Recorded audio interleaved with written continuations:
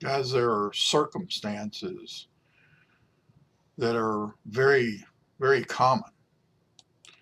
As a matter of fact, about 90% of American companies now go ahead and issue a report. CPA firms issue their report on those companies, 90% of them, in a combined format. In other words, it's not only uh, an audit report, but it's also a review of the internal control reporting. I hesitate sometimes the author will refer to it as an audit of internal control, but it really isn't. It's more of a review, and so I take issue with that. But I just wanted to show you specifically some of the differences that will be questioned in the author's test bank about a combined report. And this is one that you would do on a public company, and you would, um, but keep in mind it could be one that we would do on a non-public company too, because some non-public companies are big enough to want their internal controls reviewed as just like the public companies. So if you combine the reports, though, there are some differences that are required to be in those reports. So let's talk about those now. Real in a short thing here, guys. The opinion and the basis of opinion sections of the report will include a reference to the report on internal control. Okay. And the basis of opinion paragraphs will also refer to a framework that is used to evaluate internal control.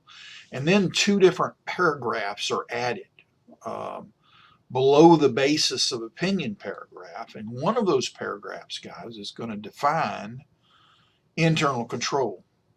And the other paragraph is going to describe the inherent limitations of internal control.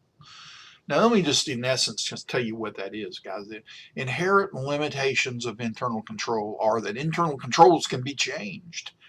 They literally can be overridden the day after the auditor walks off the premise. So, I just want you to understand that internal controls are people, and people can override and they can basically disrupt any kind of process that you may have for internal control. So what we do is we're very cautious with putting verbiage, if you will, letting the users of the financial statements know specifically that there are inherent limitations to this opinion of internal control, because we could say that the internal control is really good, and then the next day management could change that. I mean, it's just literally could happen that fast. Now, the process for recording transactions and doing the audit on the financial statements usually is a lot bigger ship to turn, and it's just a little bit harder to make those kind of changes because you have policies and procedures in place for that. But when it comes to overriding, man, management can do that at any point in time. So those are listed and described in a combined report. Okay. And there's this cross-reference paragraph between the opinion paragraph and the basis of opinion paragraph that kind of references the report on the audit of financial statements. So we want to reference the report on internal controls, and then we want to cross-reference also with the report on audit. So we have this kind of a blending paragraph that says, we're doing both of these things. Okay. So I just want to make you aware that those are the things that they'll be testing you on in this test bank, and just give you a little bit of verbal explanation of this.